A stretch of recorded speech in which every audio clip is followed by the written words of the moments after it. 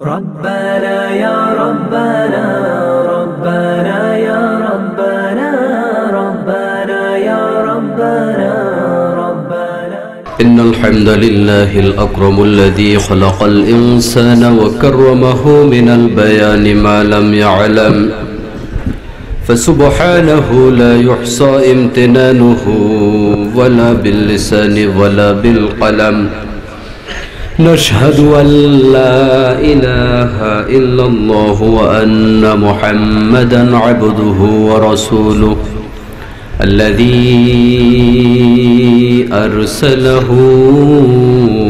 بالحق بشيرا ونذيرا وداعيا إلى الله بإذنه وسراجا منيرا فقد قال الله تعالى في كلامه المجيد والفرقانه الحميد أعوذ بالله من الشيطان الرجيم بسم الله الرحمن الرحيم يا أيها الذين آمنوا كلوا من طيبات ما رزقناكم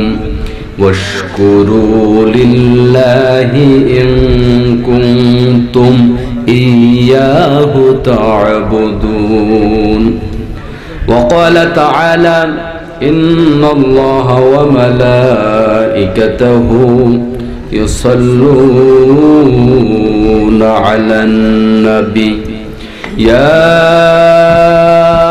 أيها الذين آمنوا صلوا عليه وسلموا تسليما সবাই দরুদ ইব্রাহিম পড়ি اللهم صل على محمد وعلى آل محمد كما صليت على إبراهيم وعلى آل إبراهيم إنك حميد مجيد اللهم بارك على محمد وعلى آل محمد كما باركت على إبراهيم وعلى آل إبراهيم إنك حميد مجيد উপস্থিত ঐতিহ্যবাহী লতিফপুর যুব সমাজ ও এলাকাবাসীর উদ্যোগে আয়োজিত পঞ্চম বার্ষিক তাফসীরুল কোরআন মাহফিলের পরম শ্রদ্ধেয় সভাপতি জনাব মোহাম্মদ আনোয়ার হোসেন ভূঁইয়া, সাবেক চেয়ারম্যান 2 নং রাজাপুর ইউনিয়ন পরিষদ, আল্লাহ তাআলা আজকের মাহফিলের সভাপতিকে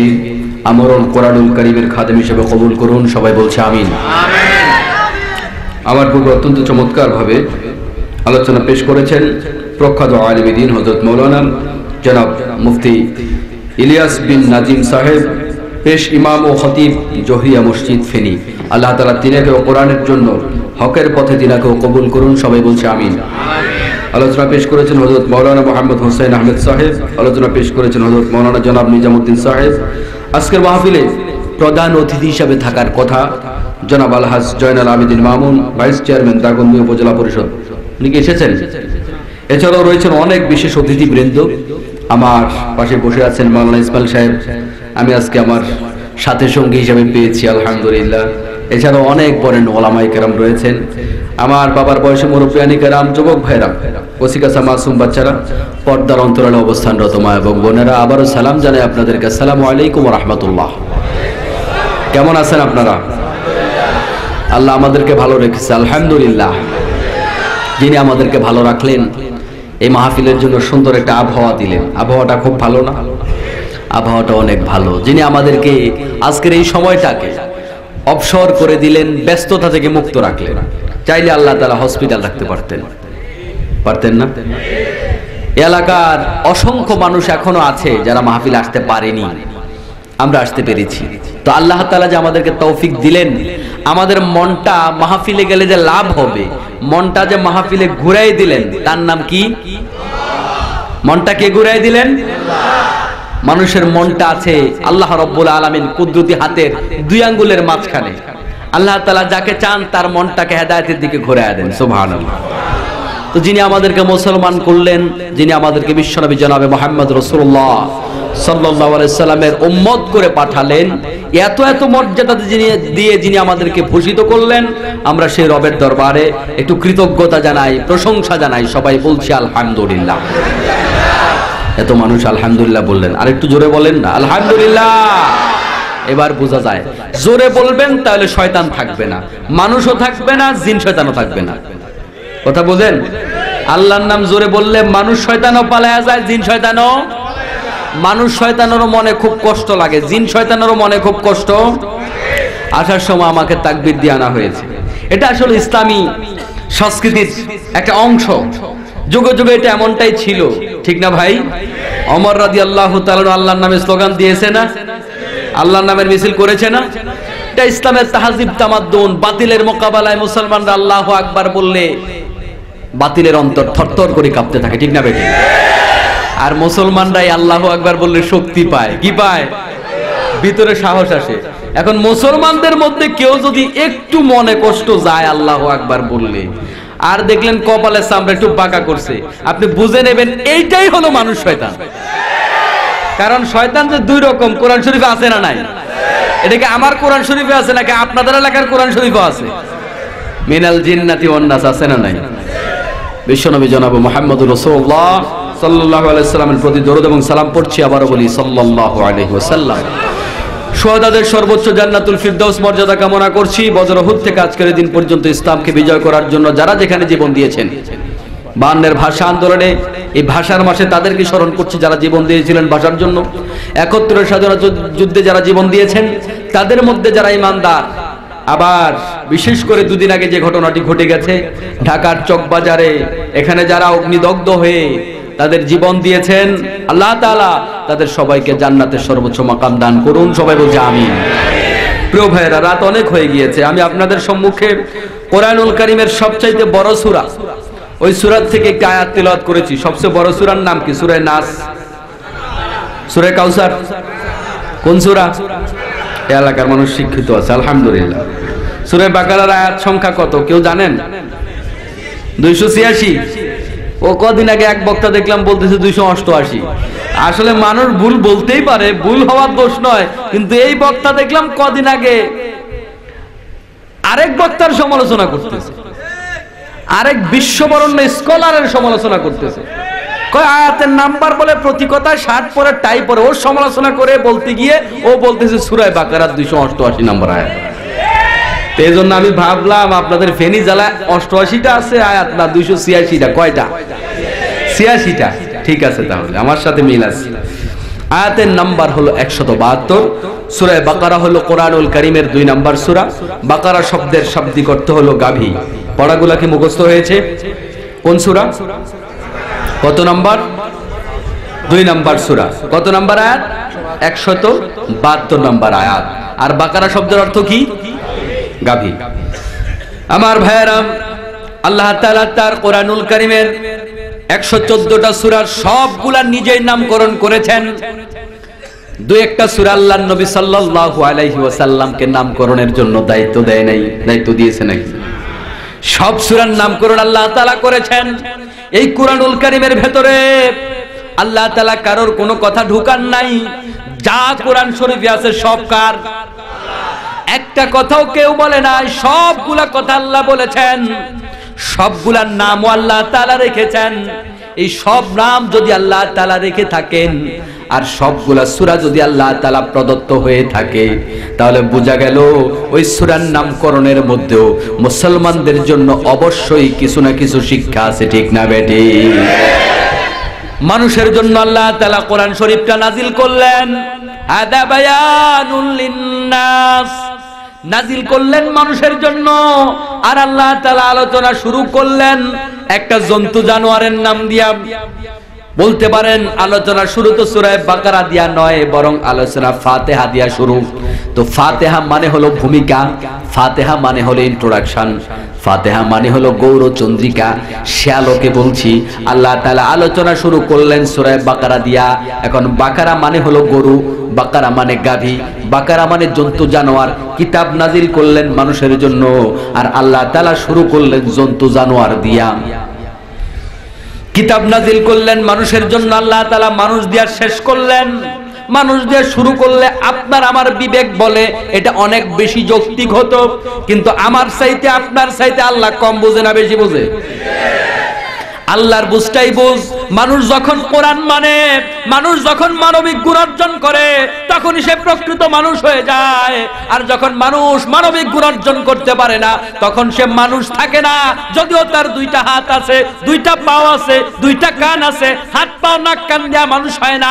মানুষ হয় মানবতা দিয়া। যার ভেতরে মানবতার গুণ আছে, যার ভেতরে মানুষের প্রতি দরদ আছে, যার ভেতরে মনুষ্যত্ববোধ আছে, তিনি প্রকৃত মানুষ। এর বাইরে যারা মানুষের মতো দেখতে দেখা যায়, তারা প্রকৃত মানুষ নয়, বরং তারা মানুষ রূপী জানোয়ার। ঠিক না বেটে? আল্লাহ রাব্বুল আলামিন মানুষদেরকে জানোয়ার বলেছে, রাগ করার কোনো কারণ নাই যে হুজুর আপনি তাদেরকে জানোয়ার বানাইলেন কেন।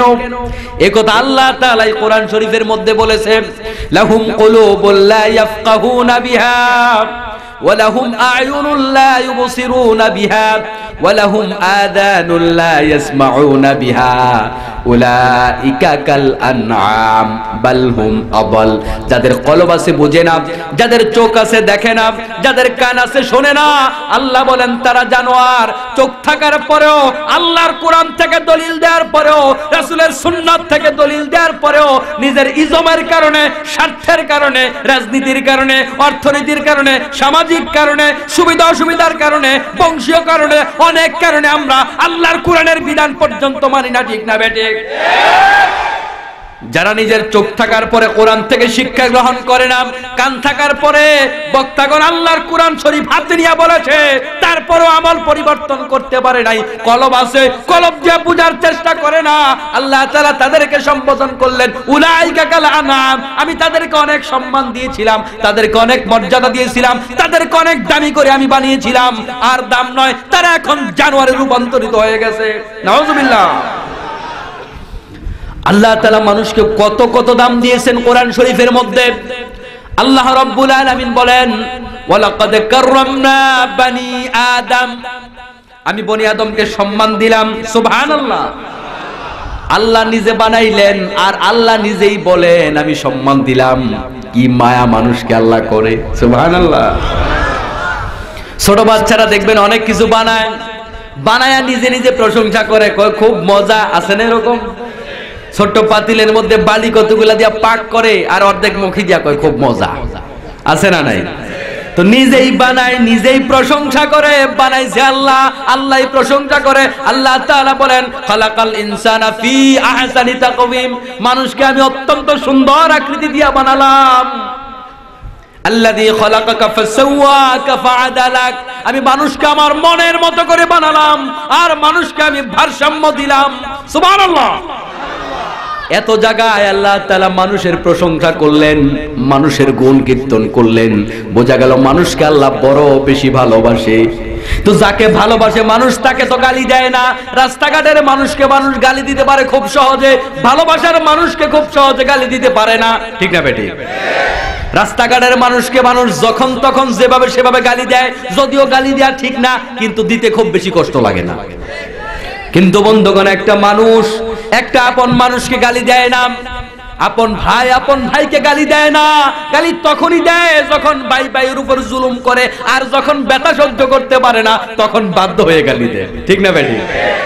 আপন ভাইকে গালি দেয় না, ছেলে বাবাকে গালি দেয় না, বাবা ছেলেকে গালি দেয় না, কারণ ভালোবাসে। ভালোবাসার মানুষকে গালি দেয়া যায় না। আল্লাহ তাআলা মানুষকে ভালোবাসেন, এত প্রশংসা মানুষের করলেন, ওই মানুষকে তো আল্লাহ গালি দেওয়ার কথা নয়। ওই মানুষকে আল্লাহ রাব্বুল আলামিন যখন জানোয়ার বলে সম্বোধন করেছেন, এর দ্বারা বোঝা যায় আল্লাহ রাব্বুল আলামিন চরম ভাবে মানুষের উপর রাগান্বিত হয়েছেন। ঠিক না বেটে? বালহুম আদাল, জানোয়ার বলে আল্লাহ তাআলা ক্ষান্ত হয় নাই। এত ইজ্জত দেওয়ার পরে জানোয়ার বললে আর তো ইজ্জত থাকে না, এমনিই শেষ। ঠিক না বেটি? তেমনি তুই ইজ্জত শেষ। এরপরে আল্লাহ বলেন বালহুম আদওয়াল, এগুলা জানোয়ার না, এগুলা জানোয়ারের চাইতে নিকৃষ্ট। কারণ জানোয়ারের তাদের চাইতে কিছু ভালো গুণ আছে। বন্ধুগণ লক্ষ্য করবেন জানোয়ার কেন ভালো। জানোয়ার হুকুম মানে আল্লাহর। কার হুকুম মানে? জানোয়ার কোনোদিন নাস্তিক হয় না। জানোয়ার কোনোদিন মানুষের মতো ঘুষ খায় না। জানোয়ার কোনোদিন পুরুষে পুরুষে জেনা করে না। মানুষ পুরুষে পুরুষে জেনা করে। জানোয়ার কোনোদিন আল্লাহর সীমানার বাইরে যায় না। জানোয়ার জিকির করে আল্লাহর। বহু মানুষ আছে আল্লাহর জিকির করে না। এখন বন্ধুগণ বলুন তো দেখি, মানুষ ভালো নাকি জানোয়ার ভালো? জানোয়ার জানোয়ার হওয়ার জন্য তার কোনো অপরাধ নাই। মানুষ মানুষ হওয়ার জন্য আপনার আমার কোনো কৃতিত্ব নাই। আল্লাহ তাআলা আমাকে রহম দিয়ে মানুষ বানিয়েছেন, ঠিক না বেটে? জানোয়ারের তো কোনো দোষ নাই। জানোয়ারের সাথে তো আল্লাহর সম্পর্ক আছে। জানোয়ারকে যদি মানুষের সাথে মিলায়, যারা নাস্তিক মুরতাদ, যারা খোদার বিধান মানে না, তাদের সাথে জানোয়ারকে মিলাইলে জানোয়ার আল্লাহর কাছে আপিল করতে পারবে, আবদার করতে পারবে, রব্বুল আলামিন আমার সাথে তাদেরকে কেন মিলাইলা?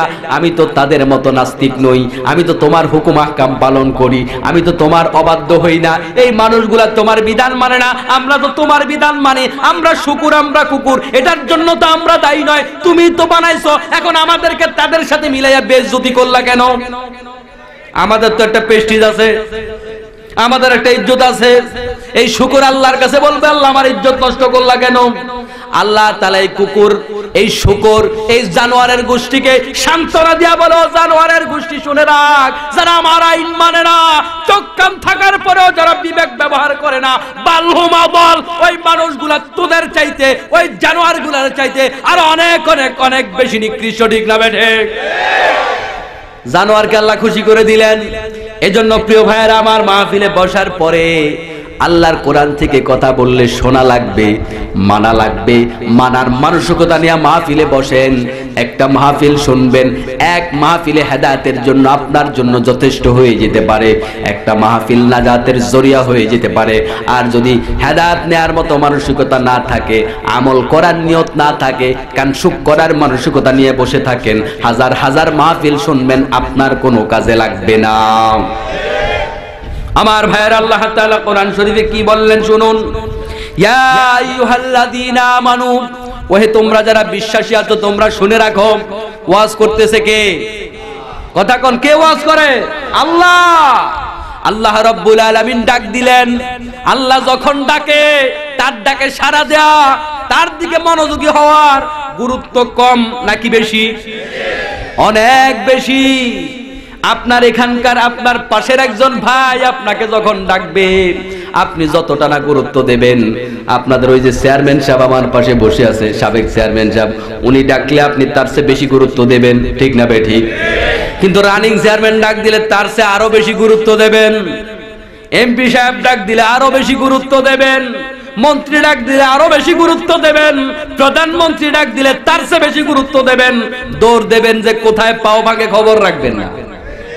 কারণ হলো, ব্যক্তি যেমন গুরুত্বপূর্ণ, কথাও তেমন গুরুত্বপূর্ণ। ব্যক্তি যেমন দামি, কথাগুলোও ঠিক তেমন দামি। আল্লাহ যেমন দামি, আল্লাহর কথাগুলোও দামি। আল্লাহ যেমন দামি, আল্লাহর আদেশগুলোও দামি। প্রধানমন্ত্রী ডাক দিলে আপনার যেমন হুঁশ থাকবে না, আমার মতো লোককে কেন ডাক দিল? আল্লাহ রাব্বুল আলামিন যদি ডাক দেয়, তাহলে আপনার আমার হুঁশ থাকার কথা না, পাগল পারা হয়ে আল্লাহর আদেশগুলো শোনার জন্য দৌড়ানো উচিত, ঠিক না বেটে? এজন্য অমনোযোগী হয়ে কোরআন শোনা যাবে না। বাদাম খাইতে খাইতে কোরআন শোনা যাবে না। ঝিমাইতে ঝিমাইতে কোরআন শরীফ শোনা যাবে না। এটা কিস্সা কাহিনী নয়।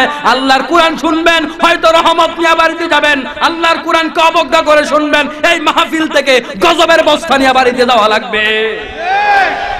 বড় সাবধান। আমাদের সমাজে একটা কথা আছে, বেয়াদবির চাইতে গায়ের হাজির ভালো, আছে না? না, এজন্য কোরআন শুনবেন, মন দিয়ে শুনতে হবে, আদবের সহিত শুনতে হবে, আমল করার নিয়তে শুনতে হবে। বলছিলাম ভাইয়েরা ডাক দিলেন কে? ইয়া আইয়ুহাল্লাযীনা আমানু, হে তোমরা যারা বিশ্বাসী আছো। আল্লাহ তাআলা ডাক দিলেন। আল্লাহ তো দামি, তার ডাকটাও দামি। কিন্তু দামি মানুষ ছাড়া কম দামি মানুষের আল্লাহর ডাক শোনে না। যারা সাড়া দেয় তারাও দামি, যাদের কলব আছে তারাই দামি মানুষ, যাদের কলব আছে তারাই আল্লাহর ডাক শুনতে পারে। যাদের কলব নাই, গরু ছাগলের মতো কান যাদের আছে, তারা আল্লাহর ডাক শুনতে পায় না। আল্লাহ তাআলা কোরআন শরীফের মধ্যে বলেন, ইন্না ফি যালিকা লাযিকরা লিমান কানা লাহু কলব। এই কোরআনুল কারীমে তাদের জন্য নসিহত রয়েছে যাদের কলব আছে, যাদের কলব নাই তাদের জন্য এই কোরআন শরীফে কোনো নসিহত। তাহলে নসিহত আপনি পেতে চাইলে কোরআনুল কারীমের কাছে আসতে হবে, আর কোরআনুল কারীম থেকে মন দিয়ে শোনা লাগবে, হৃদয়ের কান দিয়ে শোনা লাগবে। চামড়ার কান দিয়ে শুনলে নসিহত পাওয়া যাবে না, হেদায়েত পাওয়ার কোনো সম্ভাবনা নাই। কারণ হলো বন্ধুগণ, চামড়ার কান দিয়ে শুনলে কেন হবে না? গরুরও কান আছে, ছাগলেরও কান আছে, পশু পাখির কান আছে। পশু পাখির মতো শুনলে হবে না, মানুষের মতো করেই শোনা লাগবে। কার মতো? গরু ছাগলের মতো শুনলে হবে না। গরু ছাগলও শোনে, কিন্তু গরু ছাগল ওই নীতি নৈতিকতা বুঝে আমল করতে জানে না। গরুকে যদি আপনি ডাক দিয়া কতগুলা নীতি নৈতিকতার কথা বলেন, ওই গরু আপনার কথাগুলা মান্য করবে না। কিন্তু বন্ধুগণ, হাতের মধ্যে খাবার নিয়ে ডাক দেন, ওইটা ঠিকঠাক মতোই বোঝে, ঠিক না? খাবারটা খুব ভালোই চিনে, তার জৈবিক চাহিদা খুব ভালোভাবেই পূরণ করতে পারে। আর যদি বলেন এই যে আমার বেড়া দেয়া খেতে, এটা আমার ওই পাশেরটা যেটা তোমার, ওইটাতে যাবি না, গরু কি এই ওয়াজ শোনে? আপনি ছাগলকে ডাক দিয়া ছাগলের কানে কানে বলে দেন, ছাগল আপনার কথা কি শুনবে?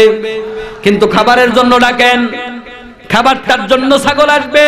কিন্তু বন্ধুগণ, খাবারের বাইরে আপনি নীতি নৈতিকতার কথা বলেন, সেটা তারা বুঝে না, সেটা তারা আমল করতে জানে না। তাহলে বোঝা গেল খাবারটা ভালো বুঝে, জৈবিক চাহিদা ভালোভাবেই পূরণ করতে জানেন, নীতি নৈতিকতা বুঝে না। মানুষের মধ্যে এক শ্রেণীর মানুষ এমন আছে যারা খাবারটা এত ভালো বুঝে, নিজের বুঝে না, আপন বুঝে না, পর বুঝে না, হালাল বুঝে না, হারাম বুঝে না। আবার এমন কতক মানুষ আছে তারা তাদের জৈবিক চাহিদা পূরণ করার জন্য কোনটা বউ কোনটা মেয়ে বুঝে না। কদিন আগে আপনারা দেখেছেন বাংলাদেশে একজন আর্মি অফিসার তার নিজের মেয়ের সাথে জেনায় লিপ্ত হয়েছে, ঠিক না বেটে? তো মানুষের মধ্যে এমন কিছু মানুষ আছে খাবারটা বুঝে আর জৈবিক চাহিদা পূরণ করতে জানে, কোরআন বুঝে না, হাদিস বুঝে না, ভালো কোনটা মন্দ কোনটা বুঝে না, এর বাইরে গেলে আর কিচ্ছু বুঝে না। ওই মানুষগুলাই জানোয়ারের মতো, ঠিক না বেটে? আমার বন্ধুগণ, আল্লাহ রাব্বুল আলামিন যে ডাক দিলেন, ওই কোরআন শরীফের মধ্যে ডাক দিয়ে আমাদেরকে শিক্ষা দিচ্ছেন, ও মুমিনেরা, তোমরা যদি নসিহত নিতে চাও এই কোরআনুল কারীমের কাছে আসো, কিন্তু কলবটা এখানে হাজির রাখো, মনের কান দিয়া শোনো, দিলের কান দিয়া শোনো, তাহলে যথেষ্ট হয়ে যাবে একটা কোরআনের আয়াত হেদায়েতের জন্য, ঠিক না বেঠি? এরপরে আল্লাহ বললেন, কুলু মিন তাইয়্যিবাতি মা রাযাকনাকুম, ও ঈমানদারেরা, তোমরা পবিত্র জিনিস খাও যা আমি তোমাদেরকে হালাল রিজিক হিসাবে দান করেছি। আল্লাহ বললেন পবিত্র জিনিস খাও, হালাল জিনিস খাও, মা রাযাকনাকুম, যেটা তোমাকে আমি রিজিক হিসাবে দান করেছি। তার মানে বন্ধুগণ, হালাল জিনিস যদি এমন হয়, ওই হালাল জিনিসটা আপনার নয়, বরং পাশের বাড়ির লোকের, ওই পাশের বাড়ির লোকের হালাল জিনিস আপনার জন্য হালাল নয়। আম খাওয়া হালাল, জাম খাওয়া হালাল, কাঁঠাল খাওয়া হালাল, তাই বলে আরেকজনের গাছেরটা আপনার জন্য হালাল নয়। কথা কি বুঝতে পেরেছি? আমার ভাইয়েরা, আল্লাহ রাব্বুল আলামিন বললেন, যা তোমাকে রিজিক হিসাবে দান করা হয়েছে, আর আমার প্রশংসা করো। আল্লাহর প্রশংসা করতে হবে। যদি তোমরা পরিপূর্ণরূপে আল্লাহ রাব্বুল আলামিনের গোলামি করে থাকো, একান্তভাবে যদি আল্লাহর গোলামি করে থাকো, যদি তোমরা খোদার গোলাম হও, তবে একমাত্র আল্লাহর শুকরিয়া আদায় করো। কারণ আল্লাহর শুকরিয়া আদায় তারাই করে যারা মুসলমান। মুসলমান আল্লাহ ছাড়া কারোর শুকরিয়া আদায় করে না, ঠিক না বেঠি? প্রিয় ভাইয়েরা আমার, এই হালাল খাওয়াটা আল্লাহ রাব্বুল আলামিন সব নেক আমলের জন্য শর্ত বানিয়ে দিলেন। কি বানিয়ে দিলেন? আপনি নামাজ পড়বেন, নামাজ পড়ার জন্য আপনাকে হালাল খাওয়া লাগবে, রোজা রাখার জন্য হালাল খাওয়া লাগবে। নামাজ না হালাল না খাইলে আপনার নামাজ কবুল হবে না, রোজা কবুল হবে না, হজ কবুল হবে না, যাকাত কবুল হবে না। কিয়ামতের ময়দানে সবের পাহাড় নিয়ে হাজির হয়ে যাবেন, কিন্তু বন্ধুগণ জান্নাতে যাওয়ার সুযোগ হবে না। দোষ হলো একটা, আপনি হারাম খেয়েছেন। হারাম না খাই, হালাল না খাইলে আপনার কোনো নেক আমল আল্লাহর দরবারে কবুল হবে না।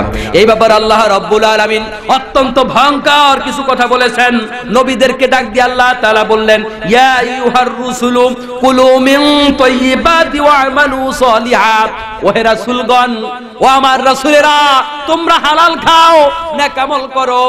আল্লাহ তাআলা রাসূলদেরকে ডাক দিয়া বললেন হালাল খাওয়ার কথা। আমার ভাইরা খুব মন দিয়া কথা শুনুন, রাসূলরা কি হারাম খায়? হারাম খাওয়ার কোনো সম্ভাবনা আছে? রাসূলরা হারাম খাবে তো দূরের কথা, নবুয়ত রিসালাত পাওয়ার আগেও কোন নবী রাসূল কোনদিন হারাম খায় না। হারামখোরকে আল্লাহ নবুয়তি দেয় না। যাদের আচার ভালো না, ব্যবহার ভালো না, লেনদেন ভালো না, কাজ কারবার ভালো না, এমন মানুষকে আল্লাহ তাআলা নবুয়তি দেয় না। যারা নবী তারা ছোট্ট কাল থেকেই পবিত্র আত্মার অধিকারী। তাদের চরিত্র, তাদের ব্যবহার, তাদের লেনদেন দেখলে মানুষ এমনিই বুঝে এই লোকটা বড় হলে নবী হবে। সুবহানাল্লাহ।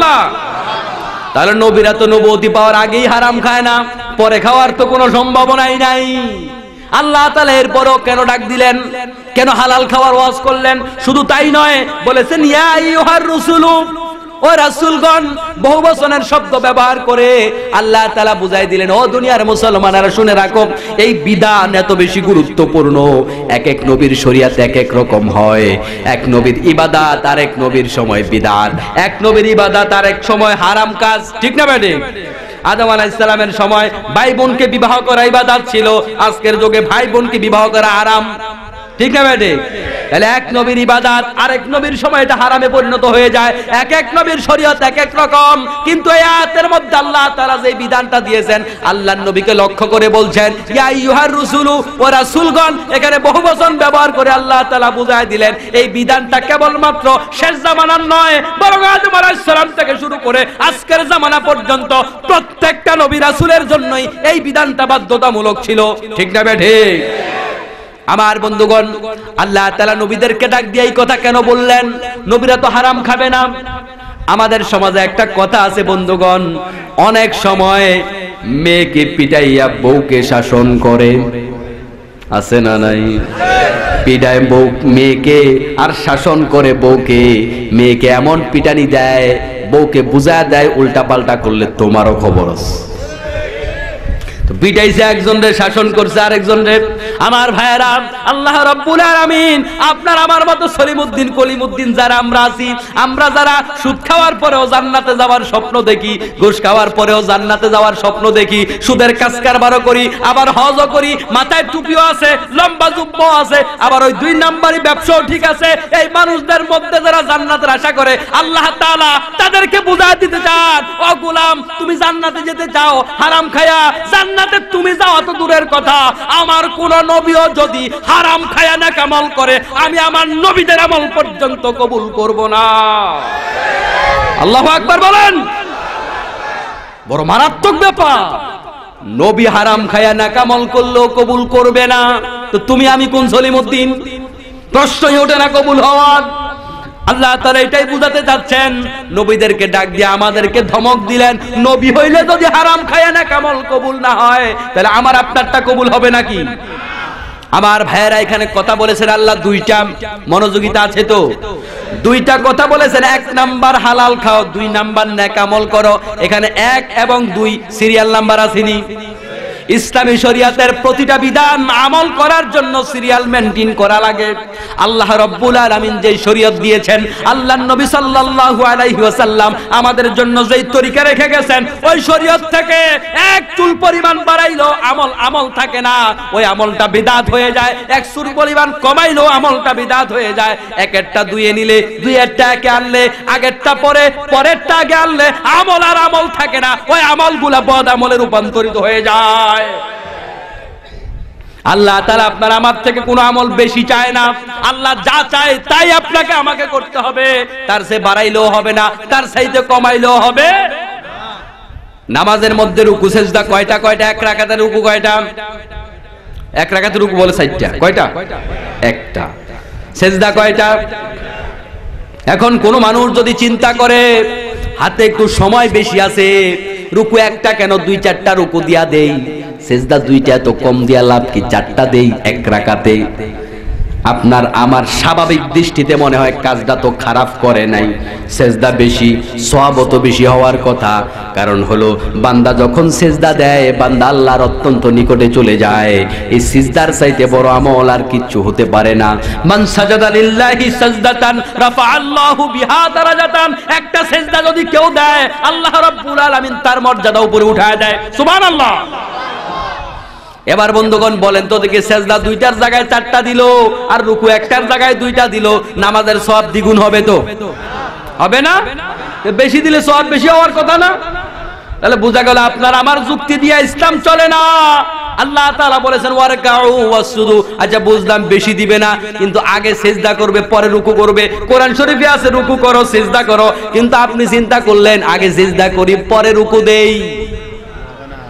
তিনবার তসবিহ বললে নামাজ হয় বেড়া, আজকে তিনবার না 300 বার পড়ুন।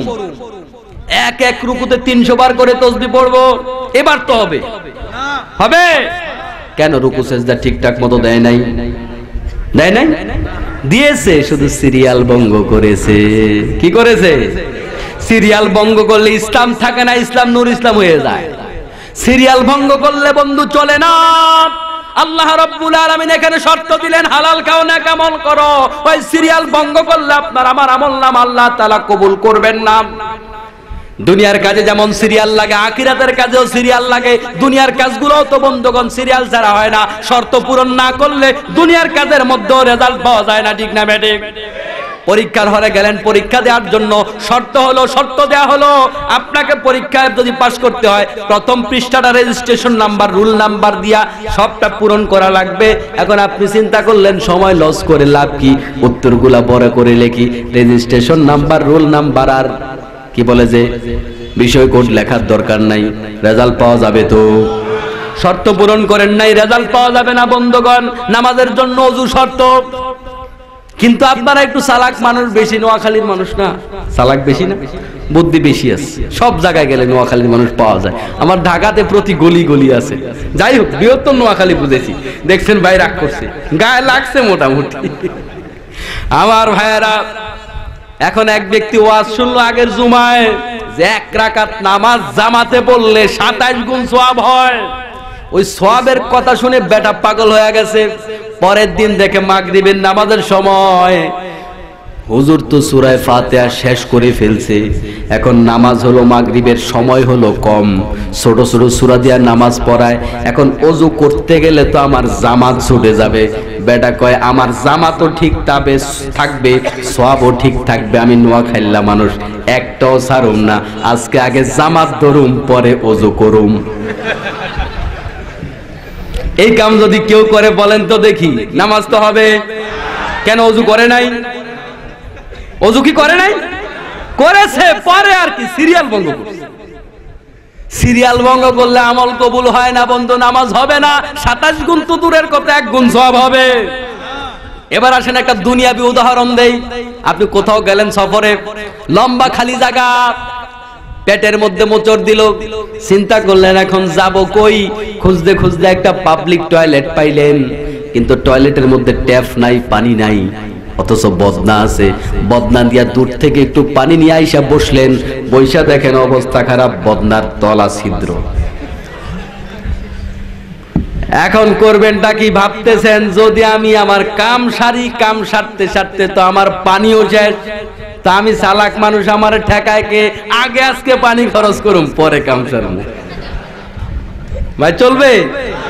এগুলা হাসির খোরাক নয়। ওই অভ্যাস আমার নাই ব্যক্তিগতভাবে, অনেক বক্তারা আছে হাসায়, এটা হাসানোর জন্য বলছি না। তাহলে বোঝা গেল দুনিয়ার কাজগুলোও তো এমন, সিরিয়াল ভঙ্গ করলে বন্ধু চলে না, আখিরাতের কাজও চলে না। কিয়ামতের ময়দানে যারা এরকম সিরিয়াল ভঙ্গ করবে, আল্লাহর নবীর সুন্নাতের মধ্যে কিছু বাড়াবে, কিছু কমাবে, আল্লাহর নবীর সুন্নাত মন মতো মানবে, সুবিধা মতো মানবে, অসুবিধা হলে মানবে না, ব্যক্তি জীবনে মানবে, পরিবার জীবনে মানবে, সমাজ জীবনে মানবে না, মসজিদে মানবে, রাস্তায় মানবে না, সুবিধা হলে মানবে, লাভ হলে মানবে, লস হলে মানবে না।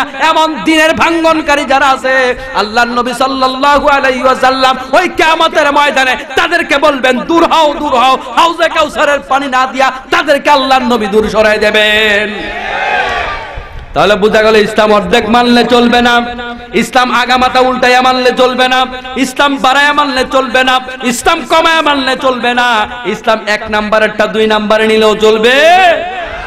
আল্লাহ তাআলা আপনাকে আমাকে বললেন হালাল খাও না কামল করো, এখানেও তো 1 নাম্বার 2 নাম্বারের সিরিয়াল আছে। ওই সিরিয়াল ভঙ্গ করে বুড়া কালে গিয়া কেউ যদি চিন্তা করেন এবার একটু তওবা করে ভালো হইয়া যায়, আছে না অনেক এরকম? সারা জীবন আকাম করে বুড়া কালে ভালো হওয়ার চিন্তা করে। আমার বন্ধুগণ, সারা জীবন আপনি মানুষের হক মেরে খেয়েছেন, বুড়া কালে ভালো হবেন, তওবা দিয়া পরের হক মাফ নেওয়া যায় না, ঠিক না বেটে? তওবা করলে পরের হক মাফ হয় না। আপনি কাউকে যদি কষ্ট দিয়া থাকেন, হাত দিয়ে আঘাত দিয়া থাকেন, পা দিয়ে আঘাত দিয়া থাকেন, জবান দিয়ে আঘাত দিয়া থাকেন, ওটার জন্য তার পায়ে ধরে মাপ চাওয়া লাগবে। ওই ব্যক্তি মাপ না করলে আপনি আল্লাহর রাস্তায় জীবন পর্যন্ত দিয়া দিতে পারবেন, ওই জীবনও আল্লাহ তাআলা কবুল করবে না। আমার ভাইয়েরা, এই জবানটাকে সঠিক পথে ব্যবহার করা লাগবে যদি মুসলমান হতে চাই। মুসলমান হওয়ার শর্ত আল্লাহর নবী বলেন, আল মুসলিমু মান সালিমাল মুসলিমুনা মিন লিসানিহি ওয়া ইয়াদিহি। ওই ব্যক্তি কেবলমাত্র মুসলমান। আল মুসলিমু মানে কেবলমাত্র মুসলমান, আল মুসলিমু মানে একমাত্র মুসলমান, আল মুসলিমু মানে শুধুমাত্র মুসলমান। তো কাউকে যদি বলা হয় যে শুধু আপনি আসছেন, এর দ্বারা বোঝা যায় আর কেউ আসে নাই, ঠিক না বেটি? আমার ভাইয়ের আল্লাহর নবী সাল্লাল্লাহু আলাইহি ওয়াসাল্লাম কাউকে যদি বলে যে শুধু আপনি মুসলমান, তাহলে বোঝা যায় এর বাইরে আর কেউ মুসলমান। তা আল্লাহর নবী বলেন আল মুসলিমু, তার মানে কেবলমাত্র মুসলমান ওই ব্যক্তি মান সালিমাল মুসলিমুনা মিন লিসানিহি ওয়া ইয়াদিহি, যার হাত এবং মুখ থেকে অপর মুসলমান নিরাপদে থাকে ওই ব্যক্তি মুসলমান। যার হাত দ্বারা মানুষ কষ্ট পায়, মুখ দ্বারা মানুষ কষ্ট পায়, ওই ব্যক্তি মুসলমান হতে পারে না। এটা আমার বক্তব্য নয়, এটা বলেছেন মুহাম্মাদুর সাল্লাল্লাহু আলাইহি ওয়াসাল্লাম। আল্লাহর নবী বলেছেন, এই কথা যদি সত্য হয় আজকের মাহফিলটার মধ্যে তওবা করে বাড়ি যান, চক্ষু বন্ধ করে প্রশ্ন করেন, আপনার গায়ে ক্ষমতা ছিল, আপনার হাতে জোর ছিল, আপনি মেম্বার ছিলেন, আপনি চেয়ারম্যান ছিলেন, আপনি সমাজের সর্দার ছিলেন, আপনি মাতাব্বর ছিলেন, আপনার হাত দ্বারা বিনা প্রয়োজনে কাউকে যদি একটা থাপ্পড় দিয়া থাকেন, আপনার এই হাতটার কারণে, এই থাপ্পড়ের কারণে তার কাছে যদি আপনি মাপ না চাইয়া মরতে পারেন, ওই কিয়ামতের ময়দানে আপনাকে আল্লাহ মাফ করবে না। আমার ভাইয়েরা, মুসলমান হওয়া বড় সহজ ব্যাপার, মুসলমানিত্ব টিকা রাখা কঠিন। আল্লাহর নবী সাল্লাল্লাহু আলাইহি ওয়াসাল্লাম যে হাতের কথা বললেন, ওই হাত মানে কেবল হাত না, হাতের ব্যাখ্যা হাত। যদি আপনি একটা সিঙ্গেল মানুষ হন, আপনার জন্য হাতের ব্যাখ্যা হাত হতে পারে হাত মানে ক্ষমতা। আপনি চেয়ারম্যান, আপনি মেম্বার, আপনি এমপি, আপনার যে পাওয়ার আছে ওই পাওয়ারটা দিয়ে কারোর উপর জুলুম করেছেন কিনা? যদি কারোর উপর জুলুম করে থাকেন, আল্লাহর নবী সাক্ষ্য দিচ্ছে আপনি পরিপূর্ণ মুসলমান নয়। আপনি মুসলমান দাবি করলে কি হবে? আপনার মুখে দাড়ি দিয়া কি হবে? আপনার মাথায় টুপি দিয়া কি হবে? যে ইসলামটা আল্লাহর নবী নিয়ে এসেছেন, ওই ইসলামের ধারক বাহক আল্লাহর নবী যদি বলে তুই মুসলমান না, কাম কি হবে? আমি দাবি করলে কি হবে?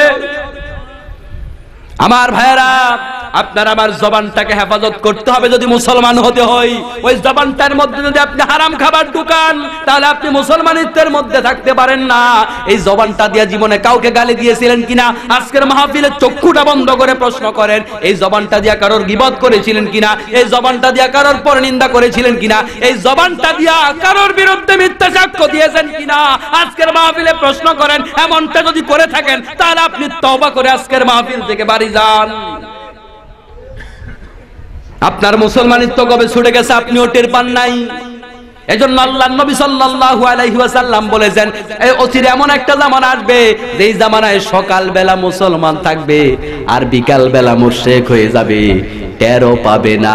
ঈমানটা এমন ভাবে কলব থেকে বের হয়ে যাবে, আটার খামির থেকে চুল টান দিয়া বের করলে যেমন টের পাওয়া যায় না, অন্তর থেকে ঈমান বের হয়ে যাবে, তারা টের পাবে না। আটার খামির থেকে চুল বের করলে বড় একটা ছিদ্র দেখা যায়, জোরে একটা আওয়াজ হয়, কোনো আওয়াজ নাই, কোনো ছিদ্র দেখা যায় না, আস্তে করে বের হয়ে যায়। আল্লাহর নবী সাক্ষ্য দিচ্ছে কলব থেকে ঈমানটা এমনি বের হয়ে যাবে ঈমানদারদের। তাহলে আমার তো মনে হয় আল্লাহ রাব্বুল আলামিন কার ভাগ্যে কি রেখেছে জানি না, এমন হতে পারে এই সমাজের অসংখ্য মানুষের ঈমান নাই, অথচ নিজেকে নিজে মুসলমান জানে। আপনি আপনার পাওটা দিয়ে জীবনে কাউকে কষ্ট দিয়েছিলেন কিনা? এই পাওটা দিয়ে বিনা প্রয়োজনে আপনি পুলিশ, আপনি আর্মি, আপনি বিজিবি, আপনি সমাজের একজন প্রভাবশালী মানুষ, এই পাওটা দিয়া বিনা প্রয়োজনে কাউকে একটা লাথি দিয়া থাকেন, ও গোলাম মনে রাখবা কিয়ামতের ময়দানে ওই একটা লাথি জাহান্নামে যাওয়ার জন্য যথেষ্ট হয়ে যাবে। মুসলমান দাবি করলে ইসলামের মধ্যে থাকতে হবে, আর মুসলমান যদি দাবি না করো যা খুশি তা করো, অসুবিধা নাই। আমার ভাইয়েরা, আপনি কিসের দাপট দেখান? আপনার মতো আমার মতো কত মানুষকে আল্লাহ তাআলা জবান ছাড়া দুনিয়ার মধ্যে পাঠাইছে। হাত ছাড়া পাও ছাড়া মানুষ দুনিয়ার মধ্যে আছে না নাই? আপনি মানুষ দেখলে খালি চোখ পাক দেন, লাল চোখ দেখায়, আছে না কিছু দাপটশালী মানুষ? বিরোধী দলের লোক দেখলে চোখ পাক দেন, রাস্তা দিয়ে হাঁটা যাবে না, শুধু এটা আমার রাস্তা। আমার বন্ধুগণ, এই দুইটা চোখ কারে দেখাই না? দুনিয়ার মধ্যে কত জালেমদের আল্লাহ তাআলা চোখ দেওয়ার পরেও চোখ দুইটা তুলে নিয়েছে, ঠিক না বেটে? আমার চোখের দেখাও আমি দেখেছি এরকম বহু মানুষ যাদের চোখ নাই, যাদের হাত নাই, যাদের পাও নাই। ওরা কোন অপরাধী? এদেরকে আল্লাহ তাআলা কেন দিল না? এরা কি জন্মের আগে আল্লাহর সাথে কোনো অন্যায় করেছিল নাকি? আর আপনি আমি জন্মের আগে বুঝি খুব বেশি নেকামল করেছিলাম, এজন্য আল্লাহ তাআলা দিয়েছে। এগুলা নিয়ে অহংকার করার কি আছে? এগুলা তো আল্লাহর বিশেষ দান, ঠিক না বেটি? এজন্য দাপট দেখাবান। আল্লাহ তাআলা চাইলে এগুলো গুটায় নিতে পারে, এগুলা গুটায় নিয়ে আল্লাহ তাআলার জন্য কোনো ব্যাপার না। আল্লাহর নিয়ামত দিয়েছে, নিয়ামতের শুকরিয়া আদায় করো। ওই চোখ দিয়া ইসলামের উপকার করো, হাত দিয়ে ইসলামের উপকার করো, জবান দিয়ে ইসলামের উপকার করো, পাও দিয়ে ইসলামের পথে হাঁটো, তাহলে দুনিয়াতেও লাভবান, আখিরাতেও লাভবান। আর যদি এটা করতে না পারো, আল্লাহ দুনিয়াতেও গজব দিতে পারে, আখিরাতের গজব তো অপেক্ষাই করছে, ঠিক না বেটি? এজন্য প্রিয় ভাইয়েরা আমার, আল্লাহর নবী সাল্লাল্লাহু আলাইহি ওয়াসাল্লাম অপর হাদিসের মধ্যে বলেছেন, যে ব্যক্তি আমাকে দুইটা জিনিসের গ্যারান্টি দিবে, আমি আল্লাহর নবী তাকে জান্নাতের গ্যারান্টি দিব। একটা হলো জবানের হেফাজত, আর একটা হলো লজ্জাস্থানের হেফাজত। এখন জবানের হেফাজত মানে কেবল খারাপ কথা বলবো না, বিষয়টা এমন নয়। জবানের হেফাজত মানে জবান দিয়া খারাপ জিনিস খাওয়া যাবে না। আমার ভাইরা, মুসলমান জবানের মধ্যে জাতা ঢুকাইতে পারে না, জাতা বলতে পারে না জবান দ্বারা। আমাদের সমাজে একটা কথা আছে, পাগলে কিনা কয় ছাগলে কিনা খায়। অতএব জাতা বলা এটা পাগলের কাজ, জাতা খাওয়া ছাগলের কাজ, এটা মানুষের কাজ নয়। মানুষ যা খাবে মানুষ সেটা হিসাব করে খাবে, মানুষ যা বলবে মানুষ সেটা হিসাব করে বলবে। আপনার মতো লোক মেম্বারে নির্বাচন করার দরকার নাই, চেয়ারম্যান নির্বাচন করার দরকার নাই। যদি জনগণের উপকার করতে না পারেন, আল্লাহর দোহাই মিথ্যা কথা বলবেন না। নির্বাচন আগে এই করে দিব, সেই করে দিব, নির্বাচনের পরে আর খবর নাই। ওয়াল্লাযীনা হুম আনিল লাগবি মুরিদুন। আল্লাহ রাব্বুল আলামিন মুমিনের বৈশিষ্ট্য সম্পর্কে কোরআন শরীফের মধ্যে জিকির করেছেন। মুমিন হলো তারা যারা বেহুদা কথা বলে না, অপ্রয়োজনীয় কোনো অঙ্গীকার তারা করে না, মিথ্যা কোনো অঙ্গীকার করে না। এটা মুসলমানের কাজ হতে পারে। রাগ করেছেন আপনারা? আমার বন্ধুগণ, আল্লাহ রাব্বুল আলামিন বললেন হালাল খাও, হালাল খায়া নেকামল করো, তাহলে আল্লাহ তাআলা কবুল করবেন। হালাল না খায়া নামাজ পড়লে নামাজ কবুল হবে না, রোজা রাখলে রোজা কবুল হবে না, হজ যাকাত দান সদকা যাই করি না কেন, হালাল খায়া হালাল না খায়া কোনোটাই আল্লাহ তাআলা কবুল করবে। তার প্রমাণ হলো আজকের সমাজের নামাজ। ইন্নাস সালাতা তানহা আনিল ফাহশাই ওয়াল মুনকার। নিশ্চয়ই নামাজ মানুষকে অস্থিরতা বেহায়াপনা থেকে ফিরিয়ে রাখে। এখন বন্ধুগণ বলুন তো দেখি, আমার সামনে যারা বসে আছেন জুমার নামাজও পড়ে না এমন লোক কি এখানে আছে? নাই, খুব কম, থাকলেও দুই একজন। পাঞ্জাগানা নামাজ না পড়লো আমার সমাজের মানুষ অন্তত জুমার দিক থেকে নামাজি, ঠিক না বেটি? আচ্ছা বুঝলাম, তাও তো নামাজি। তো আল্লাহ তাআলার কথা যদি সত্য হয়ে থাকে, আর আল্লাহর কথা তো অবশ্যই সত্য হবে। আল্লাহ তো বলেছেন নামাজ যেখানে আছে সেখানে অস্থিরতা বেহায়াপনা থাকতে পারে না। যদিও 5 ওয়াক্ত পড়ে না, জুমার নামাজ তো পড়ে, এই দিক থেকে তো অন্তত নামাজি। যদি সব মানুষ নামাজি হয়, এদেশের 90-95 ভাগ মানুষ নামাজি। এত মানুষ নামাজি থাকতে এদেশে দর্শনের সেঞ্চুরি হয় কেমনে? এদেশের মানুষ দুর্নীতির চ্যাম্পিয়ন হয় কেমনে? এদেশে খুন হয় কেমনে? এদেশে গুম হয় কেমনে? এদেশের মধ্যে এত অশান্তি কেন? এদেশের মধ্যে এত লুটতরাজ কেন? এদেশের মধ্যে এত মিথ্যা কেন? এদেশটার মধ্যে এত অশান্তি কেন? আল্লাহর কথা সত্য হলে সমাজটা তো সুন্দর হয়ে যাওয়ার কথা ছিল। তাহলে আল্লাহ কি মিথ্যা কথা বলেছে? আল্লাহ তাআলা কখনো মাঝে মাঝে মিথ্যা কথা বলে? কখনো নয়। আল্লাহর কথা কোনোদিন মিথ্যা কথা হতে পারে না। তাহলে বন্ধুগণ বোঝা যায়, আল্লাহর কথা যদি সত্য হয় অবশ্যই আমাদের নামাজের ভিতরেই ঝামেলা আছে। নামাজ কবুল হয় নাই, দোষ আল্লাহর না। আল্লাহ মিথ্যা কথা বলে না। আমাদের নামাজের মধ্যে গোলমাল আছে। নামাজ কবুল হওয়ার শর্ত আমরা পূরণ করতে পারি নাই। নামাজের শর্ত শরীর পাক, কাপড় পাক, নামাজের জায়গা পাক, সতর ঢাকা, কিবলামুখী হওয়া, ওয়াক্ত মতো নামাজ পড়া, নামাজের এই যে শর্তগুলো আছে, আমরা শর্তগুলো পূরণ করেছি কিনা আজকে একটু যাচাই করি। এক নাম্বার শরীর পাক। শরীরের মধ্যে নাপাক লাগলে নামাজ হয় না। নাপাকি নিয়ে মসজিদে গেলে নামাজ হবে না। আর আশা করি আপনারাও নাপাকি নিয়ে মসজিদে যান না। কিন্তু বন্ধুগণ, যেই নাপাক দেখা যায় ওইটা নিয়ে আপনি যান না। আর একটা নাপাক আছে দেখা যায় না, সেটা হলো হারামের নাপাক। আপনি যদি হারাম টাকা দিয়া গোশত বানান, হাড্ডি বানান, রক্ত বানান, আপনার গোশত হারাম, শক্তি হারাম, হাড্ডি হারাম, সব কিছু হারাম। আপনার শরীরের উপরে আপনি কি বলে ময়লা লাগলে আপনি ধুইয়া পবিত্র করেন, ওযু করে পবিত্র করেন, কিন্তু আপনার ভিতরে যদি হারাম জিনিস ঢুকায় থাকেন, ওই শরীর যদি পাকার মধ্যে ঘষতে ঘষতে চামড়া উঠায় ফেলেন, ওই শরীর কোনোদিন পবিত্র হবে না। ওই অপবিত্র দূর করার কোনো পথ নাই। কাপড় পাক, কাপড় উপর দিয়া পাক করেন, কিন্তু মানুষকে ঠেকায়া যদি আপনি কাপড় কিনা থাকেন, চুরি করে কাপড় কিনা থাকেন, ডাকাতি করে কাপড় কিনা থাকেন, সুদের টাকা ঘুষের টাকা দিয়া কাপড় কিনা থাকেন, ওই কাপড় দিয়া তাহাজ্জুদ নামাজ পড়লে, ওই কাপড় দিয়া কাবা ঘর তাওয়াফ করলেও আল্লাহ তাআলা কবুল করবে না। নামাজের জায়গা পাক, জায়গা তো 100% পাক আছে নাকি? টাইলস এখন সব মসজিদ, টাইলস ছাড়া কোনো মসজিদ নাই। নাপাক তো কোনো সম্ভাবনাই। আর নাপাক থাকলে ইমামের চাকরি থাকবে নাকি বেটা? ইমাম মুয়াজ্জিনের চাকরি থাকবে নাপাক হলে? এক সপ্তাহ নামাজ পড়ে না, এক সপ্তাহ পরে পারফিউম মেখে সভাপতি সাহেব মসজিদে হাজির। সামান্য বালু একটা আছে, ধমকের ছোটে ইমাম সাহেবের অবস্থা খারাপ। ঠিক না বেঠে? ও জালেম, ইমাম সাহেবকে ধমক দিবা না। ইমাম সাহেবকে ধমক দিলে পরকালে জালেমদের কাতারে দাঁড়ানো লাগবে। যার পেছনে তুমি নামাজ পড়ে জান্নাতে যাবা, তবে তাকে ধমক দিলে তোমার নামাজ কোনোদিন কবুল হবে না। ইমাম মুয়াজ্জিনদের এরকম সুতারা তো ধরে চাকরি ক্যান্সেল করে, ওই যে ইমাম সাহেব হক কথা বলে ফেলে, আছে না নাই? কিয়ামতের ময়দানে এরকম যদি বিনা প্রয়োজনে তোমার গায়ে লেগেছে ওয়াজ, এজন্য ইমাম সাহেবের চাকরি খাইলা, ওয়াজ গায়ে লেগেছে, ফিল বন্ধ করে দিলা, কিয়ামতের ময়দানে জালেমদের কাতারে দাঁড়াতে হবে। ইমাম মুয়াজ্জিন শরীয়ত লঙ্ঘন করলেও যদি অনিচ্ছাকৃত করে, তাকে সুযোগ দিতে হবে। তোমার জীবনে কত অন্যায়, হুজুর অন্যায় করলে অন্যায়। এক লোক ফতোয়ার জন্য আসছে, কয় হুজুর গত 5টা বছরে আমাদের এই মসজিদের ইমাম সাহেব 5 বার আমার কাছে ধরা খাইছে। কি ধরা খাইছে? কয় 5 বছরে 5 বার উনি আমার কাছে মিথ্যা কথা কইয়া ধরা খাইছে। এখন আমারে ফতোয়া দেন মুফতি সাহেব, নামাজ পড়লে তার পেছনে নামাজ হইব নি? তো ভালো প্রশ্ন, এই প্রশ্ন আপনাদেরও তো থাকতে পারে। তো এখন যার কাছে প্রশ্ন করলো সে জিজ্ঞেস করতেছে, ভাই আপনি 5 বছরে কয়বার কইছেন মিথ্যা কথা? 4 বার, 3 বার, 2 বার? কয় না হুজুর। তো কতবার? 10 বার? কয় না হুজুর। কতবার? 20 বার? কয় না আরো অনেক বেশি। কয় তাইলে আপনার নামাজ হবে, যান, অসুবিধা নেই। আপনি 20 বার বলছেন মিথ্যা কথা, কতবার বলছেন হিসাব নাই। ইমাম সাহেব 5 বার বলছে, আপনি দূর ধরতে আসছেন, নামাজ হবে কিনা খবর নিতে আইছেন। এই রোগী আছে না নাই? নিজে সুজা হন, দোষ ধরবেন না বলছি না, নিজে সুজা হন, ইমানটা সব জায়গায় দেখান। ইমাম সাহেব ভুল করেছে, আল্লাহু আকবার তাকবীর দেন, আমি ভালো কাজ করেছেন আপনি, আমি আপনার সাথে একমত।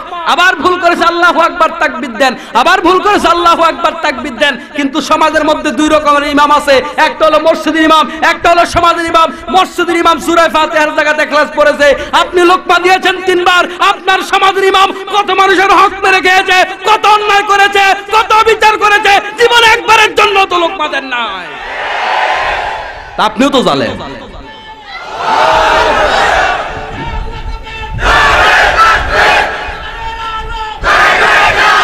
আমার ভাইয়েরা, আল্লাহ রাব্বুল আলামিন আমাদের সব নেকামল কবুলের জন্য হালাল খাওয়ার শর্ত করেছেন।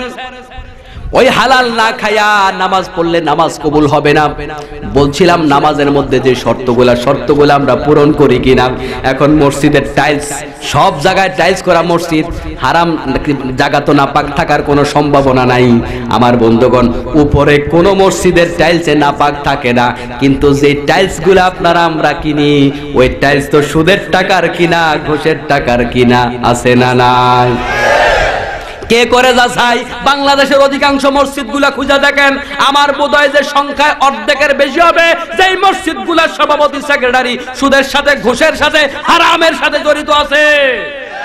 শুধু তাই না, মসজিদের সভাপতি দেখলে বোঝা যায় না ওই বেটা কি মসজিদের সভাপতি না গির্জার সভাপতি, কারণ এত প্লেন, পুরুষ না মহিলা ওইটাই আন্দাজ করা যায় না। বেনামাজিকে মসজিদের সভাপতি বানায় বসিয়ে রেখেছেন। বেনামাজি মসজিদের সভাপতি হওয়ার যোগ্য নয়, বেনামাজি মসজিদের সভাপতি হতে পারে না।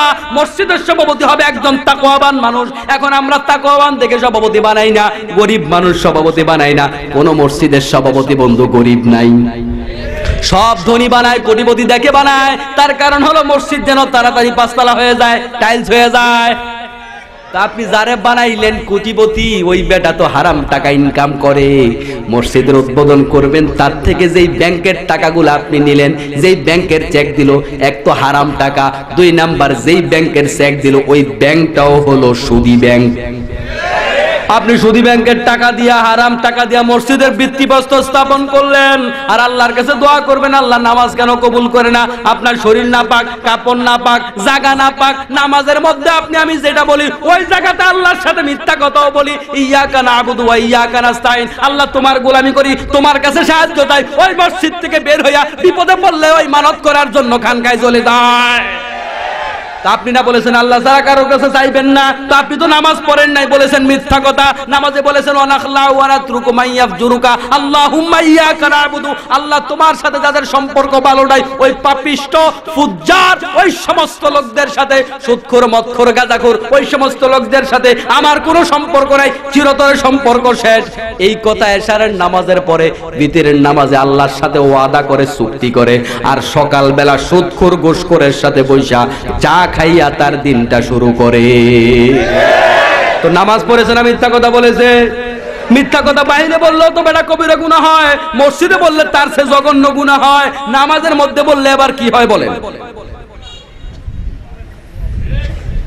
নামাজ পড়ে এক একজন এক এক উদ্দেশ্য নামাজ পড়ে, 4.5 বছর নামাজ পড়ে না, যখন নির্বাচনের একটু বাতাস বইতে শুরু করে তখন নামাজ ধরে।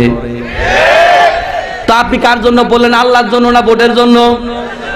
আমার ভাইয়েরা, জামাই সারা বছর নামাজ পড়ে না, শ্বশুর বাড়িতে গেলে নামাজ পড়ে। শ্বশুর বাড়ির লোকেরা বলবে কি? বলবে বেয়াদব জামাই, এই জন্য নামাজ পড়ে। এখন আল্লাহর জন্য না শ্বশুর বাড়ির জন্য? এমনি নামাজ পড়ে না, বের বাড়িতে গেলে নামাজ পড়ে, আছে না নাই? গত 10 বছর নামাজ পড়ে না, এখন এসএসসি পরীক্ষা শুরু, সব মসজিদে হাজির। কিরে ভাই, এতদিন নামাজ কই ছিল? নামাজ কি এতদিন মুস্তাহাব ছিল? সমস্যা কোথায়? এক একজন এক এক মাকসাদে নামাজ পড়ে। আল্লাযীনা হুম আন সালাতিহিম সাহুন আল্লাযীনা হুম ইউরাউনা ওয়া ইয়ামনাউনাল মাউন। আপনাদের এলাকার কোরআন শরীফে আসেনি? সূরা মাউন আসেনি এলাকায়? তো যদি থাকে আপনি কোরআন শরীফ খুলে দেখেন আল্লাহ কি বলেছেন। আপনি মনে করবেন না আমি কাউকে লজ্জা দেওয়ার জন্য কথাগুলো বলেছি। আল্লাহ তাআলা জানেন রোগ এইটা আমাদের আছে, এজন্য আল্লাহ আগে এই রোগের ব্যাপারে কথা বলেছেন। সব মানুষ আল্লাহর জন্য নামাজ পড়ে না, কিছু মানুষ নামাজ পড়ে মানুষকে দেখাবার জন্য। বলেছেন কে? এজন্য আল্লাহর নবী বলেছেন যারা মানুষ দেখাবার জন্য নামাজ পড়ে তারা মুশরিক, তারা শিরিক করলো। মানুষ দেখাবার জন্য যারা রোজা রাখে তারা শিরিক করলো, মানুষকে দেখাবার জন্য যারা দান করলো তারাও শিরিক করলো। এখন আমাদের ভিতরে এই সমস্ত চরিত্র আছে না নাই? দেখবেন কালেকশন করতেছে বক্তা, করতে করতে 50,000 থেকে 5 টাকার সিরিয়ালে গেছে। 50,000, 20,000, 30,000, 5,000, 500, 200, 100, 5 টাকা। 10 টাকার সিরিয়ালে যখন গেছে হুট করে একজন কয় 20,000 টাকা, সবাই কয় মারহাবা। কিয়ামতের ময়দানে আল্লাহ রাব্বুল আলামিন ডাক দিবেন, ও গোলাম কেন দান করেছিলা? বলবে রব্বুল আলামিন তোমার খুশির জন্য দান করেছিলাম। আল্লাহ বলবে ম্যাডাম তোকে আগে দিলি না কেন? আগে তো হুজুর 20,000 টাকা ডাক দিছিল। আল্লাহর সন্তুষ্টির জন্য তুমি দান করো নাই, মানুষ তোমাকে পীর বলবে, মারহাবা দিবে, এই জন্য দান করেছিলা। ওই মারহাবা দুনিয়াতেই পেয়ে গিয়েছো, ওই দান করার কারণে তোমার আমলনামায় শিরকের গুনাহ লেখা হয়েছে। যাও যাও জাহান্নামের মধ্যে চলে যাও। এরকম মানুষ দেখাবার নিয়তে যারা দান করবেন চিন্তা করেছেন? দান না করেন, আমলনামা খালি থাকবে, ভালো মুস্তাহাব দান। ওই টাকা দিয়ে ছেলে মেরে খাওয়ান, কিন্তু দেখানোর জন্য দান করেন না, সওয়াব তো হবেই না। আমলনামায় সগীরা গুনাহ নয়, বরং শিরকের গুনাহ লেখা হয়ে যাবে। হজ করে হজ কবুল হয় না। হজ কেমনে কবুল হবে? পরের টাকা দিয়ে হজ করলে। বাংলাদেশের লেফটিস্ট যারা দাবি করে তারাও তো হজ করে, যারা বামপন্থী বলে নিজেদেরকে ওরা হজ করে। আমার ভাইয়েরা, এই যে বাংলাদেশের মানুষ, এত মানুষ নামাজি, এরপরও খোদার বিধান বাংলাদেশে চলে না। চোরের হাত কাটেনি বাংলাদেশে, কোরআন শরীফে আয়াত এটা বুঝি নাই। ডাকাতের বিচার কোরআন দিয়া হয়, আয়াত এটা কি রহিত হয়ে গেছে? জেনার বিচার কোরআন শরীফ দিয়া হয়, আয়াত এটা কি বাদ গেছে? তো হয় না কেন? বাধা দিল কে? 92% মুসলমানের দেশে বাধা দিল কে? বাকি 8% হিন্দু বৌদ্ধ খ্রিস্টান। 8 জনে মিলে বাধা দিছে। 100 জনের 8 জনে বাধা দিছে। তো হয় না কেন কোরআনের বিধান প্রতিষ্ঠা? রাসূলের সুন্নাত কেন সমাজের মধ্যে চলে না? এর দ্বারা বোঝা যায় আপনার আমার মতো নামাজিরাই আল্লাহর জমিনে আল্লাহর বিধান চাই না, ঠিক না বেটে? ওরা নামাজি কাফের, ওরা রোজাদার কাফের, ওরা হাজি কাফের, ওরা হজ করেছে কিন্তু খোদার বিধান চায় না। এগুলো আমার কথা না। আল্লাহ তাআলা এমন চরিত্রের মানুষ যারা আছে, যারা অর্ধেক দিনের বিধান মানতে চায়, অর্ধেক মানতে চায় না, আল্লাহ তাআলা তাদেরকে বললেন উলাইকা হুমুল কাফিরুনা হাক্কা, তারা হলো টাটকা কাফের। ফতোয়া কি আমার না আল্লাহ? আমার বন্ধুগণ, এখন হজ করার পরে হজও দোয়া কবুল হয় না। দোয়া কবুল কেমনে হবে? হজে যাওয়ার পরে মিনাতে যায়, গিয়া পাথর মারে শয়তানকে। ওইটা হলো প্রতীকী শয়তান। ওই প্রতীকী শয়তানকে পাথর মারে। আলোচনার শুরুতে যে বলেছিলাম, শয়তান 2 রকম, মানুষ শয়তান আর জিন শয়তান। যারা দর্শন করে, যারা মানুষের মাল লুণ্ঠন করে, যারা সাদাবাজি করে, যারা মানুষকে কষ্ট দেয়, ওরাও তো এক ধরনের শয়তান, ঠিক না ভাই? তো এই মানুষটা হজ করতে যাওয়ার পরে প্রতীকী শয়তানকে পাথর মারে, আর জেনুইন শয়তান বাংলাদেশে আইসা লালন পালন করে। প্রতীকী যেটা ওইটারে মারে পাথর, আর টাটকা যেটা ওইটারে নিজে লালন পালন করে। আছে না নাই? সব নেতাদের সেলাসা মুন্ডা আছে না নাই? নেতার মাথায় টুপি, কিন্তু কর্মীরা যা খুশি তা করে। তোরাই তো শয়তান। এখানে শয়তান পালে, সেখানে শয়তানরা পাথর মারে। ওরে বাবা, কি ভালো মানুষ।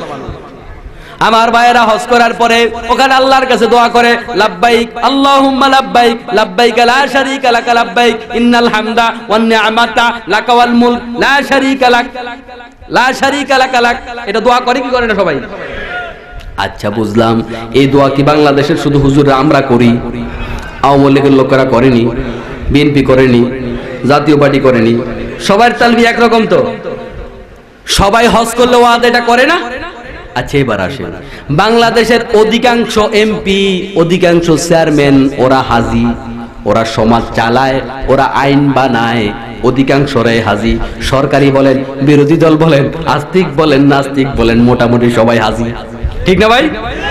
আচ্ছা, তো ওখানে গিয়ে আপনি কি বলছিলেন? লাব্বাইক আয় রব্বুল আলামিন, দেখো কাফনের কাপড়ের মতো সেলাইবিহীন কাপড় পরে তোমার দরবারে তোমার পাগল হয়ে আমি হাজির হয়ে গেলাম।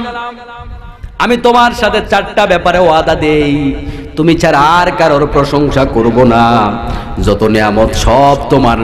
লাকাওয়াল মুলক, আবার ওয়াদা করতেছি, শোনো, মুলক মানে হলো রাজত্ব, মুলক মানে সার্বভৌম ক্ষমতা, মুলক মানে হলো রাজনীতি। রব্বুল আলামিন তোমার কাছে ওয়াদা করে যাই, বাংলাদেশে যাওয়ার পরে তোমার হুকুমাত দিয়া দেশ সালামু, তোমার রাজনীতি কর্মু, সার্বভৌম ক্ষমতার মালিক তোমারে মানব, লা শারীকা লাক লাক। আল্লাহ, তোমার সাথে আর শরীক করব না। এই ওয়াদা সবাই দিয়েছে নাকি দেয় নাই? তো ওখানে যে বললো আল্লাহর হুকুমে সমাজ চালাইবো, দেশ চালাইবো, আল্লাহর হুকুমের রাজনীতি করব, বাংলাদেশে আসার পরে আল্লাহর হুকুমে দেশ চালায় না নিজের মন গড়া চালায়? বেটা, বাংলাদেশে মিথ্যা কথা বললো তো কবিরা গুনাহ হয়। কাবার সামনে, আল্লাহর সামনে দাঁড়ায়া, এর চাইতে বড় তো আর কোনো জায়গা নাই। ওই জায়গায় দাঁড়ায় বেটা মিথ্যা কথা বলে। তেই যদি হয় অবস্থা, বলেন তো হজটা কবুল হয় কেমনে? গেল হারাম টাকা দিয়া, গেল বলল মিথ্যা কথা, কাদের সাথে মিল নাই কথার। শুধু তাই নয় বন্ধুগণ, আলহাজ না বললে বেচারার মনে বড় কষ্ট যায়। আলহাজ না লিখলে রাগ করে। আমার নিজের জীবনে অনেক লোককে দেখেছি। আপনার নামের সাথে আপনি আলহাজ কেন লিখবেন? ইসলামের 5টা স্তম্ভ, কালিমার, নামাজ, রোজা, হজ, যাকাত, এই 5টা হাদিস কয়টার ভিতরে আছে? 1 হাদিসেই আছে। কয় হাদিসে? এক হাদিসের মধ্যে তো 5টা জিনিসের কথা আছে, ওই এক হাদিসের মধ্যে 5টা জিনিসের মধ্যে ঈমানের কথা আছে। আপনি তো ঈমানদার, আপনার নামের সাথে তো লেখেন নাই কোনোদিন যে আমি ঈমানদার আব্দুল করিম। লিখছেন? লিখছেন? লিখলে কি বলবে মানুষ? বেটা পাগল হইছে বলবে না? তা আপনি হাজি, আপনি রোজাদার, কোনোদিন তো লেখেন নাই রোজাদার আব্দুল জব্বার। আপনি নামাজি, কোনোদিন লেখেন নাই নামাজি আব্দুল করিম। আপনি যাকাত দান করেন, কোনোদিন লেখেন নাই যাকাত দাতা আব্দুল ওহাব। ওই সাইডটা যদি না লেখা যায় একই হাদিসেই তো 5টা জিনিসের কথা আছে, তাহলে হজ করলে আল হাজদা আপনি কেন লেখেন? অবশ্যই মানুষকে দেখাবার জন্য। হাজি সাহেব না বললে রাগ পর্যন্ত করে। তাহলে বন্ধুগণ কত জায়গায় ঝামেলা, আল্লাহ কবুলটা কেমনে করে কোন?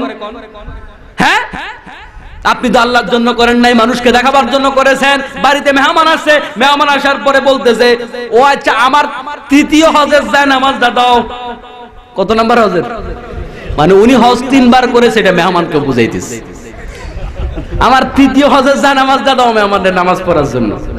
প্রিয় ভাইয়েরা আমার, আমরা হজের মধ্যে ওয়াদা করলাম খোদার বিধান দিয়া দেশ চালাবো, আর বাংলাদেশে আসার পরে চালাই না, তাহলে বোঝা গেল মিথ্যাবাদী হাজি। হজ করার পরেও সুদের ব্যবসা করে মিথ্যাবাদী হাজি সাহেব সুদখোর। আমার ভাইয়েরা, এভাবে জীবনের কত জায়গায় আমরা আল্লাহ রাব্বুল আলামিনের সাথে মিথ্যা কথা বলছি, আল্লাহকে ধোঁকা দিচ্ছি। আল্লাহ কেন আমাদের আমল কবুল করবে? আমাদের জীবনের সাথে প্রত্যেকটা পরতে পরতে হারাম জমা হয়ে আছে। যেখানে হারাম আছে সেখানে আল্লাহ পাকের বরকত নাই। হারামের মধ্যে দুনিয়াতেও আরাম নাই, আখিরাতেও আরাম নাই। ঠিক না বেটে? হারাম দিয়া ছেলে সন্তান করবেন, ছেলে সন্তান মানুষ হবে না। অনেক সময় আমরা যারা ইমাম সাহেব আছি, আমাদের কাছে অনেক লোকের আফসোসের কথা বলতে আসে, মাঝে মাঝে দুঃখের কথা বলতে আসে, হুজুর ছেলেটা তো মানুষ হইল না, গাঁজা খায়। তো আপনার ছেলে গাঁজা খায় কেন? এলাকায় খুঁজেন তো দেখি কোন ইমাম সাহেবের ছেলে গাঁজা খায়। পাবেন একজন ইমাম সাহেবের ছেলেও গাঁজা খায় না। কোন হুজুরের ছেলে গাঁজা খায়? সরকারি মাদ্রাসা বলেন, কওমি মাদ্রাসা বলেন, কোন হুজুরের ছেলে গাঁজা খায় বলেন? Exceptional is not example. আপনি খুঁজে পাবেন না। কেন পাবেন না? হুজুররা হালাল খায়, হালাল সন্তানদেরকে খাওয়ায়। হালাল খাওয়াইলে সন্তান ভালো হবে, হারাম খাওয়াইলে সন্তান ভালো হবে না। আপনি কাটা গাছ লাগাইয়া আঙ্গুর ফল আশা করতে পারেন না। ভালো সন্তান চাইলে ভালোটা খাওয়াইতে হবে। আপনি ফিডার খাওয়াইছেন, বুকের দুধ খাওয়ায় না। এখন মোশান করা মাগুলো আছে না নাই? আমাদের মায়েরা এরকম মোশান করে নাই। এখন বন্ধুগণ, মায়ের ভালোবাসা সন্তানের প্রতি নাই। মা দ্বিতীয় দিন তৃতীয় দিন প্রসবের 2-3 দিন পর থেকে তাকে ফিডার খাওয়ানো শুরু করছে। তাও খাওয়াইছে হারাম টাকার ফিডার, সুদের টাকা, ঘুষের টাকার ফিডার। মায়ের আদর থেকে বঞ্চিত হলো, মায়ের দুধ থেকে বঞ্চিত হলো, হারাম টাকা খাওয়াইলো। ওই সন্তান আপনারে ভাত খাওয়াবে কেমনে? আপনি তো সন্তানকে কোনোদিন বুকেও নেন নাই। আমাদের মায়ের আমাদেরকে বুকে রেখেছে, কষ্ট করেছে, প্রস্রাব করে দিয়েছি, মায়ের জামা কাপড় নষ্ট হয়েছে, বুকের মধ্যে রেখেছে। এখন তো প্যাম্পাস পরায় রাখেন, গায়ে যেন প্রস্রাব বুলেও না লাগে। এখন আর কোলে নিয়ে হাঁটে না, মার্কেট করতে যায়। আমেরিকার লোকেরা কুত্তা যেরকম টলির মধ্যে নিয়ে হাঁটে, এখন ঢাকা শহরে বাড়ি যারা বসুন্ধরা গেলে দেখবেন এরকম সন্তানদের টলিতে করে নিয়ে হাঁটে। বুকের সাথে লাগে না, মায়ের সাথে বুকের সন্তানের সাথে মায়ের বুকের সম্পর্ক নাই। ঠিক না বেটে? এজন্যই তো সন্তান মাকে মানে না। আমি উদাহরণ হিসাবে প্রায় সময় বলি যে একটা সময় আমরা গানের মধ্যে, কবিতার মধ্যে, গল্পের মধ্যে পেতাম যে মায়ের আঁচল নিয়ে অনেক গান আছে না ভাই? মায়ের আঁচল নিয়ে অনেক কবিতা, গল্প। কিন্তু বন্ধু, এখন এমন যুগে আমরা দাঁড়াইছি, মায়ের আঁচল নিয়ে গান গাইবে কোথার থেকে? মায়ের আঁচলের নরম পরশ নিয়ে কথা বলবে কোথার থেকে? এখন এমন আধুনিক স্টাইলিশ মা বের হয়েছে, ওদের তো আঁচলই নাই, ওরা তো সব শার্ট প্যান্ট পরে। আসলই তো নাই, গান করতে কাটবে। আমার ভাইরা, সন্তানকে ভালো করতে হলে সন্তানকে হালাল খাওয়াইতে হবে। কোরআন শরীফ সন্তানকে পড়ান নাই, কিন্ডারগার্টেনে সকালে পড়াইছেন। আমি কিন্ডারগার্টেন বিরোধী নই, কিন্তু বন্ধুগণ আপনাকে কোরআন তো পড়াতে হবে। কোরআন পড়াইলে সময় লস হয়ে যাবে, তো আপনার সন্তান আপনার দাম দিবে কেমনে? আপনি হারাম খাওয়ায় সন্তান বানাবেন। মনে রাখবেন, হারাম টাকায় যদি সন্তানকে ইজ্জতওয়ালা বানান, আপনি আপনার সন্তানের কাছেই বেইজ্জতি হওয়া লাগবে। হারাম টাকা খাওয়াইয়া সন্তানকে যদি আপনি ডাক্তার বানান, আপনি নিজেই চিকিৎসার অভাবে মারা যাওয়া লাগতে পারে। হারাম টাকা দিয়ে সন্তানকে কোটিপতি বানাবেন, আপনি নিজেই না খেয়ে মরা লাগতে পারে। হারাম টাকা দিয়ে বানাবেন, সন্তান হবে ঐশীর মতো। ঐশী যেরকম হারাম টাকা খায়া বলতে পারেন হুজুর হারাম টাকার কথা আপনি জানেন কেমনে? মেয়েরে যদি 50,000 দেয়, ছেলেরে যদি 50,000 হাত খরচ দেয়, বউরে যদি 1 লাখ টাকা দেয়, বাড়ি ভাড়া যদি 50,000 দেয়, ওই পুলিশ যদি 2 লাখ খরচ করে, বেটা তোর বেতন কত? নিশ্চয় হারাম পন্থায়। তো মেয়েরে 50,000 টাকা হাত খরচ দেয়, এখন এটা দিয়ে করবেটা কি বলেন? আমার ছেলেরে যদি আমি 50,000 টাকা দিই, সে করবেটা কি বলেন? আপনার ছেলে 10 বছর 15 বছর বয়স, ওরা যদি 50,000 টাকা হাতে দেন 1 মাসের জন্য, আচ্ছা 50,000 টাকা দিয়ে সে যদি চায় যে আমি আর গ্রামের পানি খাবো না, প্রত্যেক বেলায় মাম পানি খাবো, তাতেও কি 50,000 শেষ হবে? আচ্ছা পানিও খাবো না, আমি এখন থেকে পুরো মাস দুধ খাবো, 50,000 শেষ হবে? আচ্ছা তাও খাবো না, ডাবের পানি খাবো প্রতি বেলায়, তাতেও কি 50,000 শেষ হবে? ডাবের পানিতে গোসলও করবো, তাতেও শেষ হবে? তো 50,000 তো শেষ হওয়ার মতো নয়। আপনি এত টাকা কেন দিলেন? অতএব ওই টাকা শেষ যদি করতে হয়, ইয়াবার বাবা ছাড়া কোনো পথ নাই। তো বাবা খাইছে আর বাবারে হত্যা করেছে। আমার বন্ধুগণ, ভালো সন্তান হয় না। এই সমাজের বিবাহ রীতিগুলার দিকে তাকান। মুসলমানের বিয়া না হিন্দুদের বিয়া বুঝাই যায় না। হিন্দুরা যেমন তবলা পিটায়, মুসলমানরাও তবলা পিটায়। হিন্দুরা 7 পুকুর থেকে পানি আনে, মুসলমানরাও 7 পুকুর থেকে পানি আনে। আছে না নয়? এই রসম পরিহার যতদিন করবেন না, এই সমাজ থেকে আল্লাহ উৎপন্ন হবে না, এই সমাজ থেকে ভদ্র সন্তান উৎপন্ন হবে না। বিয়ে করার সময় দেখে খালি সুন্দরী কোনটা, খালি সুন্দরী খোঁজে। আপনি সুন্দরী খোঁজেন, আপত্তি নাই, ভালো মানুষ খোঁজেন, তাকওয়াবান খোঁজেন, দিনদার খোঁজেন। আপনার বউ সুন্দরী, আপনি বিয়ে করে আনলেন, আনার পরে দেখলেন সুন্দরী ঠিক আছে, কিন্তু এটার তো চরিত্র ভালো না, এটা তো অভদ্র, এটা তো বেয়াদব, আপনি বউ তালাক দিয়ে দেবেন, আপনি চেঞ্জ করতেই পারবেন। কিন্তু বন্ধুগণ, আপনার কাছে বলতে চাই, ততক্ষণে যদি আপনার একটা ছেলে হয়ে যায়, আপনি পরিবর্তন করতে পারবেন আপনার বউ, কিন্তু আপনার সন্তান তো মা পরিবর্তন করতে পারবে না। এজন্য বিয়া করার ক্ষেত্রে খালি ভালো বউ খুঁজবেন না, ভালো সন্তানের মা কোনটা হতে পারে ওই ভালো সন্তানের মা খুঁজবেন, তাহলে ভালো বউটাও পেয়ে যাবেন। আমার ভাইয়েরা, আপনার স্ত্রী কেমন ভাবে বিবাহ করে নিয়ে আসলেন, বোরখাটা পরাইতে পারেন নাই, বৃষ্টিতে বাঁচছে। বোরখা পরাইলে বউয়ের সাজগোজ নষ্ট হয়ে যাবে। বিয়ার দিন বহু নামাজি আছে বাংলাদেশের মুসলমান ছেলে এবং মেয়েরা নামাজ পড়ে না, এমনি নামাজি কিন্তু বিয়ার দিন পড়ে না, আছে না নাই? অনেক মেয়েরা আছে মেকআপ নষ্ট হবে এজন্য নামাজ পড়ে না, বিয়ার দিন পড়ে না, আর সারা বছর পড়ে। এ হলো আমাদের ঈমান। পেট পিট দেখাইয়া বউকে নিয়ে আসে।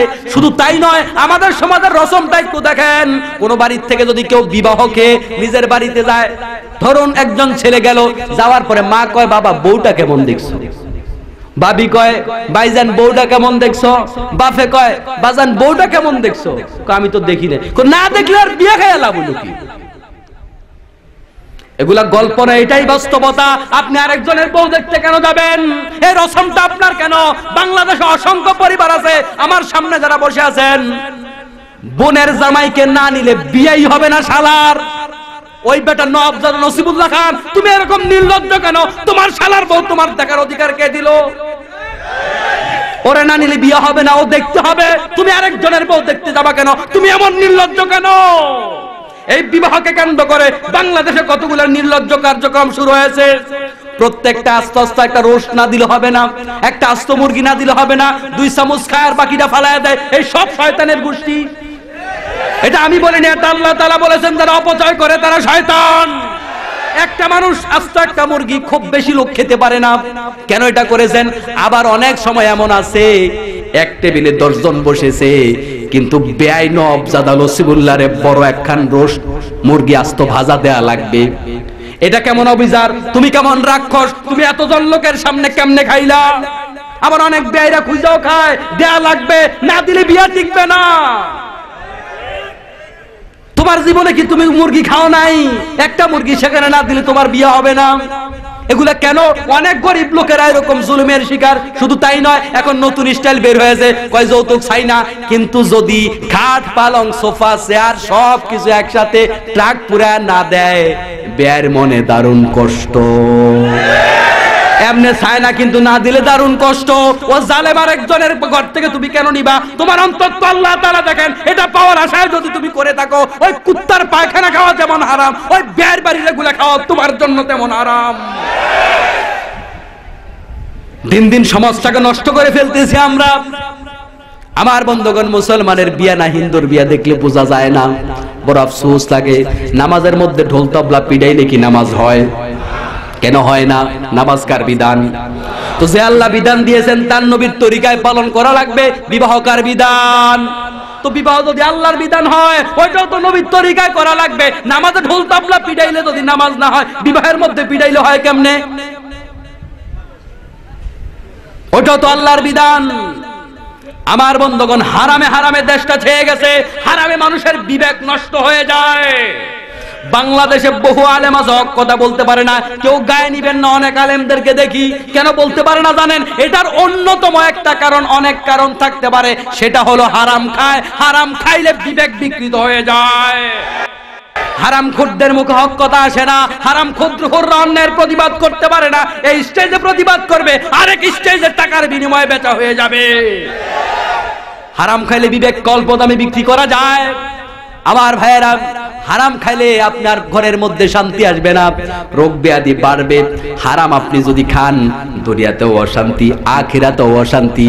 আপনি হারামখোর যদি হন, ডাক্তারের কাছে যান, ডাক্তার বলবে ভাই গোস্ত, মাছ, ইলিশ মাছ, চিংড়ি মাছ, কি বলে যে এই হাঁস, মুরগি, হাঁসের ডিম, মুরগির ডিম, আরো যা যা আছে কিচ্ছু খাওয়া যাবে না। ভাই কি খাইতাম? তাইলে কি খামো? কয় ঘাস খাইবেন, ছাগল যেটা খায় সেটা খাইবেন। ছাগল যা খায় আপনি তা খাইবেন। তো কোটিপতি হয়ে লাভ কি? আপনি তো খেতে পারবেন না। সকালে রুটি তাও মাপা, রাতে রুটি তাও মাপা, দুপুরে খাবার তাও মাপা, পেটের খিদায় মরবেন, খেতে পারবেন না। ও রাক্ষস মানুষের সম্পদ লুণ্ঠন করলি কেন? লাভটা কি? আল্লাহ তো তোরে খেতে দিবে না। আর রিকশাওয়ালা কোনো সমস্যা নাই, রুচির কোনো সমস্যা নাই, ঘরে যাবে পান্তা ভাত মরিচ পোড়া দিয়ে 6 প্লেট খাবে। রুচিতে কোনো অসুবিধা নাই, রুচির ট্যাবলেট খাওয়া লাগে না। ঘুম কোনো সমস্যা নাই, কোনো ঘুমের ট্যাবলেট খাওয়া লাগবে না। এক ঘুম দেবে, নাকের আওয়াজ পুরো এলাকাবাসী সজাগ থাকবে, উনি একাই ঘুমাবে, এক ঘুমে ফজর হয়ে যাবে। আর কোটিপতি ঘুম আসে না, ঘরে গেলে দেখবেন বউ নাই, বউ গেছে মার্কেট করতে, মেয়ে গেছে ডান্স ক্লাবে, ছেলে গেছে আরেক জায়গায় মদের আসরে। মনের মধ্যে শান্তি নাই। কোথায় কোন জায়গা থেকে কোন বেখবর আসে, কোন জায়গা থেকে কোন খারাপ খবর আসে, এই টেনশনে ঘুম আসে না। হয়ে গেছে বয়সটা একটু বেশি, কখন দুর্নীতি দমন কমিশনে ধরে, আবার বুড়া হয়ে ওয়াজ শুনে। এখন হুজুর তো ওয়াজ করছে হারাম খাইলে জান্নাত নাই, আবার চিন্তা করে কবে জানি আজরাইলটা চলে আসে। তো দুনিয়াতেও শান্তি নেই, আখিরাতেও শান্তি নাই। বউয়ের কাছে দাম নাই, বউরা ওদেরকে দাম দেয় না। ওরা বউয়ের হাতের খাবার খেতে পারে না। স্ত্রীর হাতের মর্যাদাপূর্ণ খাবার, তার হাতের খাবারের একটা মর্যাদা আছে, এটার একটা দাম আছে। চাকরানির হাতের খাবারের ভিতরে মজা নাই। ওরা তো বউয়ের হাতের খাবার পায় না, ওরা চাকরানির হাতে খাওয়া লাগে, ঠিক না বেটে?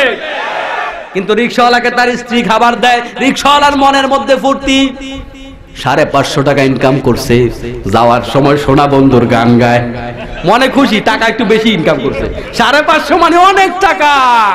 টাকা তো সব সিরাপাড়া টাকা, বাড়িতে নিয়ে এই সব সিরাপাড়া গামছা পুরা টাকা সামনে রাখে। পোলাপানি মনে করে আমার বাবা হলে এলাকার সবচেয়ে ধনী। কত টাকা!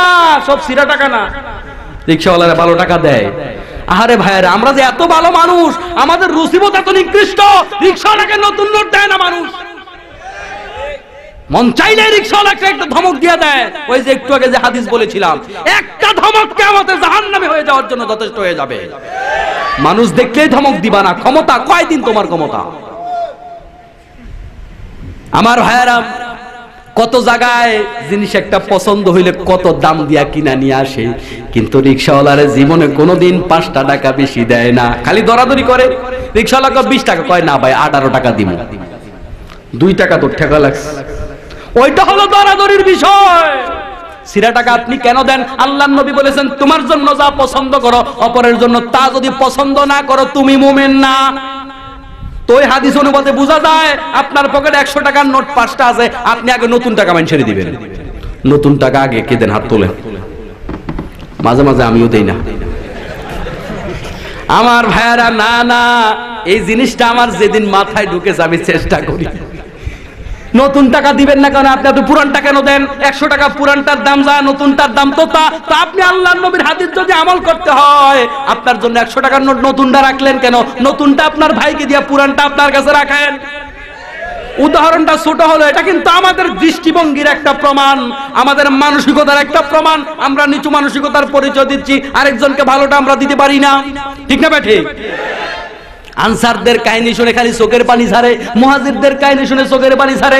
আনসাররা তাদের বউ দিয়া দিছে, আনসাররা বউ দিবে, আপনি বউ দিয়া তো দূরের কথা, একই রকম নোট, তাও পুরানটা দেন সিরাটা দেন। রিকশাওয়ালা খুশি, তার বউ খুশি, তার ছেলে মেয়ে খুশি, কিন্তু কোটিপতির টেনশনে ঘুম আসে না। হাজার হাজার কোটি টাকা ব্যাংকের লোন, ঋণ খেলাফি। শান্তি আছে কোন? আছে শান্তি? পরকালে যাওয়ার পরে অশান্তি আছে না নাই? কার জন্য টাকা জমাও? কাপড়ের মধ্যে তো কোনো পকেট নাই, কার জন্য তুমি টাকা জমাও? একটা টাকাও তো নিতে পারবা না। এই টাকাগুলা পরকালে চলে না। আর যদি কেউ বস্তা পুরাইয়া দিয়াও দেয় কবরে, তাতেও লাভ নাই। কেন লাভ নাই?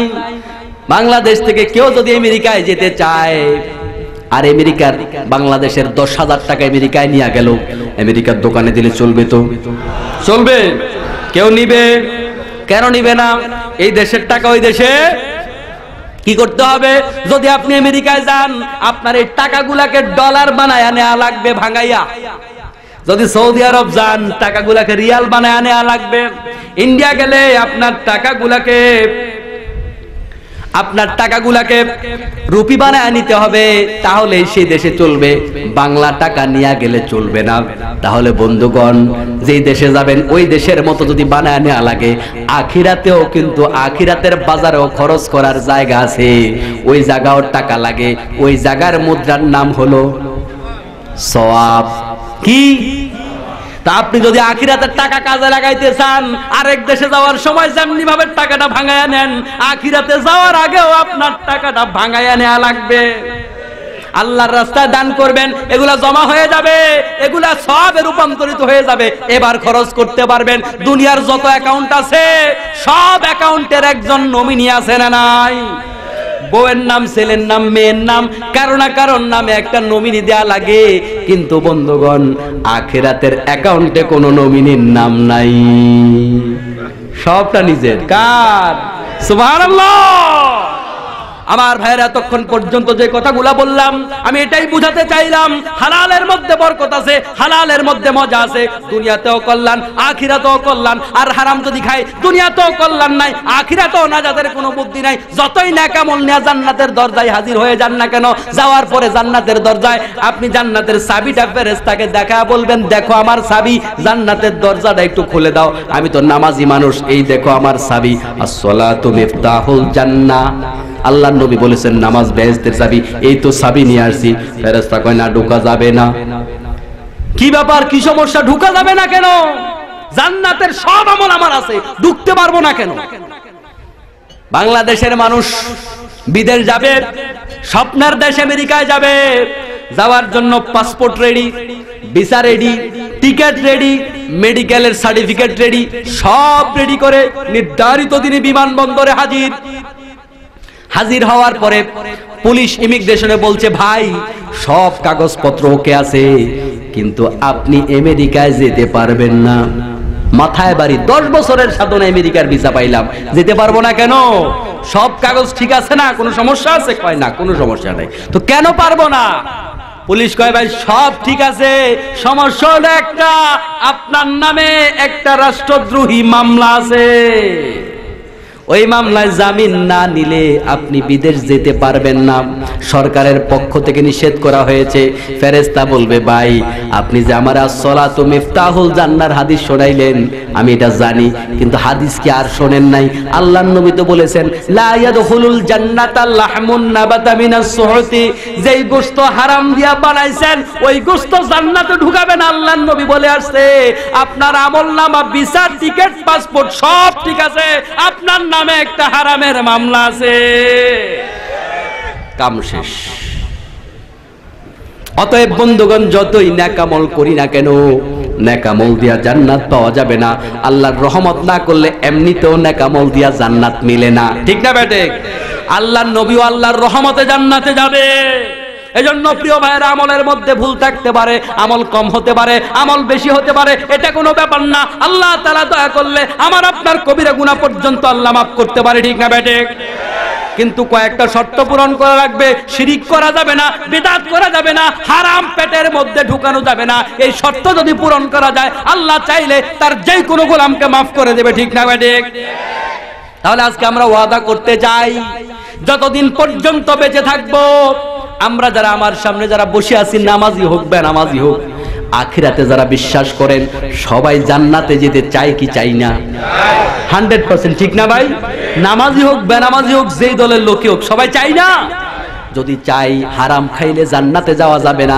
তাই আজকে কারা কারা পারবেন আল্লাহকে সাক্ষী রেখে ওয়াদা করবেন যতদিন পর্যন্ত বেঁচে থাকবেন আর একটি পয়সা হারাম টাকা নিজের পেটের মধ্যে ঢুকাবেন না? কারা কারা পারবেন আল্লাহকে সাক্ষী রেখে ওয়াদা করেন? নারে তাকবীর! আল কোরআনের আলো, আল হাদিসের আলো।